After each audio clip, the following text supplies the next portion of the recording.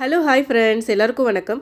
இன்றைக்கி நாம் ரொம்ப டேஸ்டான ஈஸியான ரெசிபி தான் பார்க்க போகிறோம். ரொம்ப குயிக்காக முடிச்சிடலாம். ஆனால் அதை எப்படி பர்ஃபெக்டாக பண்ணுறதுங்கிறத பார்க்க போகிறோம். வெந்தய கீரையும் உருளைக்கிழங்கும் சேர்த்து ஒரு ஃப்ரை பண்ண போகிறோம். பொரியல்னு கூட சொல்லலாம். வெந்தயக்கீரை உருளைக்கிழங்கு பொரியல் பண்ண போகிறோம். இது பார்த்திங்கன்னா வெந்தயக்கீரையில் கசப்புத்தன்மை அதிகமாக இருக்கிறதுனால நிறைய பேருக்கு பிடிக்காது. ஆனால் இந்த மாதிரி உருளைக்கிழங்குல ஃப்ரை பண்ணி கொடுத்து பாருங்கள், ரொம்ப விரும்பி சாப்பிடுவாங்க. வாங்க குயிக்காக எப்படி பண்ணுறதுன்னு பார்க்கலாம். வெந்தயக்கீரையில் உங்களுக்கு நார் சத்தும் அதிகமாக இருக்குது. கீரையிலேயே இருக்கக்கூடிய அந்த விட்டமின்ஸ், தாது உப்புக்கள் இது எல்லாமே அதிகமாக இருக்கிறதுனால உடம்புக்குமே ரொம்ப நல்லது. கடாயில் எண்ணெய் வச்சுக்கலாம். எண்ணெய் காஞ்சதும் கடுகு, ஜீரகம் தாளிக்கிறதுக்கு சேர்த்துக்க போகிறோம். 3 உருளைக்கிழங்கு பொடி பொடியாக கட் பண்ணி வச்சுருக்கேன். ஒரு கட்டு வெந்தயக்கீரையை நல்லா க்ளீன் பண்ணி தண்ணியில் அலசி எடுத்து வச்சுருக்கேன். இதில் முட்டைக்கோஸ் கொஞ்சமாக நீட்டமாக கட் பண்ணி வச்சுருக்கேன். ஆப்ஷனல் தான் முட்டைக்கோஸ் வந்துட்டு. நீங்கள் வேணும்னா சேர்த்துக்கலாம், இல்லைன்னா வெறும் உருளைக்கிழங்கும் வெந்தயக்கீரையும் மட்டும் கூட சேர்த்துக்கலாம். கடுகு ஜீரகம் பொரிஞ்சதும் நீளமாக கட் பண்ணி வச்சுருக்க ஒரு பெரிய வெங்காயம், இதில் காரத்துக்கு பச்சை மிளகாய் சேர்த்துருக்கேன். ஃபஸ்ட்டு வெந்தயக்கீரையோட தலைகளை போட்டு எண்ணெயிலையே ஃப்ரை பண்ணிக்கணும். இந்த மாதிரி பண்ணும்போது கீரையோட அந்த கசப்புத்தன்மை போயிடும். கீரையும் நல்லா பொரிஞ்சு வந்துடும்.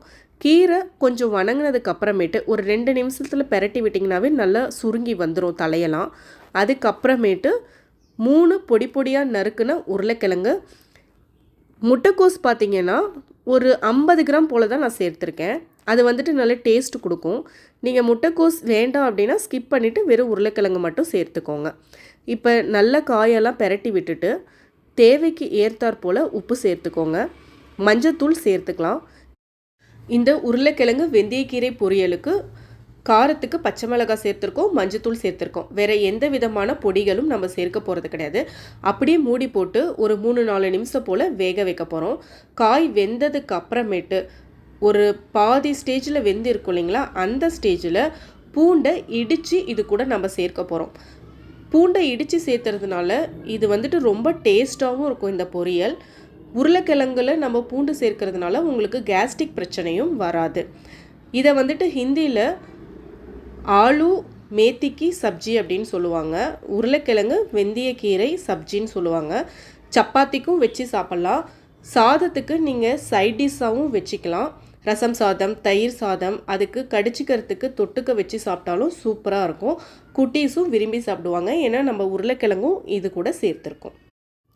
நீங்கள் ப்ளைனாக உருளைக்கிழங்கு வறுவல் பண்ணாலும் சரி, இந்த ஆலு மேத்தி சப்ஜி பண்ணாலும் சரி, இந்த மாதிரி உருளைக்கிழங்கு கொஞ்சம் வெந்ததுக்கு அப்புறமேட்டு பூண்டு சேர்த்து மூடி போட்டு அதுக்கப்புறம் நீங்கள் கிழங்கு நல்லா வேகிற வரைக்கும் விட்டு அடுப்பை ஆஃப் பண்ணி பாருங்கள்.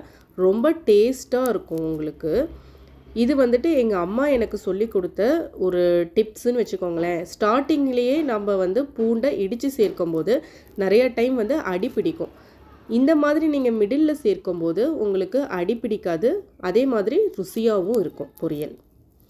அவ்வளோதான், நம்மளோட ஆலு மேத்திக்கு சப்ஜி உருளைக்கிழங்கு வெந்தயக்கீரை பொரியல் ரெடி. சப்பாத்தி கூட வச்சு சாப்பிடுங்க, செம்மையாக இருக்கும். சாதத்துக்கும் சூப்பராக இருக்கும்.